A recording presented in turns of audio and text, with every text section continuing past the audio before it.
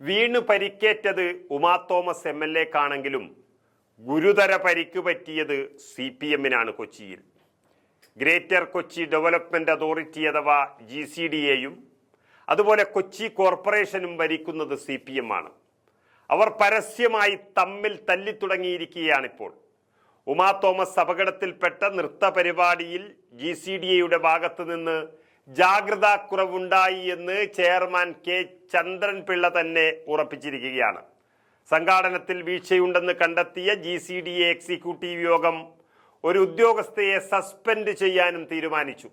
Assistant executive engineer S ഉഷയെ suspend ചെയ്യാനാണ് ഇപ്പോൾ തീരുമാനിച്ചിരിക്കുന്നത്. പരിപാടിക്ക് അനുമതി വാങ്ങുന്ന കാര്യത്തിലടക്കം സംഘാടകർ വീഴ്ച വരുത്തിയെന്നും കോർപ്പറേഷന്റെ അനുവാദം ഉൾപ്പെടെ വാങ്ങേണ്ടതായിരുന്നുവെന്നും യോഗം വിലയിരുത്തുകയും ചെയ്തു.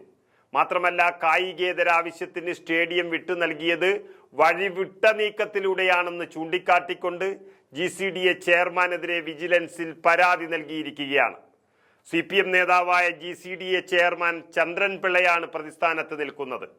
തൊട്ടു പിന്നാലെ തന്നെ ഈ സംഘാടനത്തെ ചൊല്ലി കൊച്ചി മേയറും GCDA ചെയർമാനും തമ്മിൽ തർക്കമുണ്ടായിരിക്കുന്നു.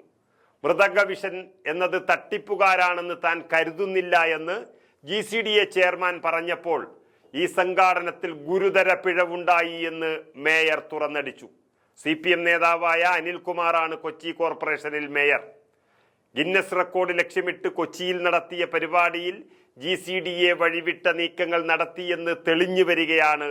അത് സമ്മതിക്കുകയാണ്, അല്ലെങ്കിൽ തിരിച്ചടിക്കുകയാണ് കൊച്ചിയുടെ കോർപ്പറേഷൻ മേയർ. ഒരു MLA അപകടത്തിൽപ്പെട്ടതുകൊണ്ട് മാത്രം പുറം ലോകമറിഞ്ഞ ഒരു തട്ടിപ്പ്, ആരും അറിയാതെ നൂറുകണക്കിന് തട്ടിപ്പുകൾ നടക്കുന്നുണ്ട് എന്നത് മറ്റൊരു വാസ്തവം. അതോടെ പൂർണ്ണമായും CPM വെന്റിലേറ്ററായി മാറിയിരിക്കുന്നു. ചെയർമാൻ K ചന്ദ്രൻപിള്ള രാജിവെക്കണമെന്നാവശ്യപ്പെട്ട് കൊച്ചിയിൽ സമരം അതിശക്തമാവുകയാണ്. ഓഗസ്റ്റിൽ നൽകിയ പരാതി GCDA ചെയർമാൻ K ചന്ദ്രൻപിള്ള 1 മാസം കയ്യിൽ വെച്ച ശേഷമാണ് സെക്രട്ടറിക്ക് കൈമാറുന്നത്. അപേക്ഷ പരിഗണിക്കാനാവില്ലെന്ന് എസ്റ്റേറ്റ് വിഭാഗം രേഖപ്പെടുത്തിയിട്ടും ജനറൽ കൗൺസിലിന്റെ അംഗീകാരമില്ലാതെ ഇതേ ചെയർമാൻ ഇടപെട്ട് അനുമതി നൽകിയതിൽ സാമ്പത്തിക അഴിമതി ഉണ്ടെന്നാണ് വിജിലൻസിന് ലഭിച്ചിരിക്കുന്ന പരാതിയിൽ പറയുന്നത്. ഏതായാലും ഉമാ തോമസിന് പറ്റിയ അപകടത്തെക്കാളും 100 ഇരട്ടിയായി CPMന് കിട്ടിയ അപകടം ഗുരുതരമായി മാറുകയാണ്. കുറെ കാലങ്ങൾക്ക് ശേഷം കിട്ടിയ പണക്കൊഴുപ്പിന്റെ പ്രഭവ കേന്ദ്രമായ GCDA അധികാരവും കൊച്ചി കോർപ്പറേഷനിൽ നടത്തുന്ന അഴിമതിയും ഓരോന്നോരോന്നായി പുറത്തു വരാനും ഈ സംഭവം വഴിവെക്കുകയാണ്.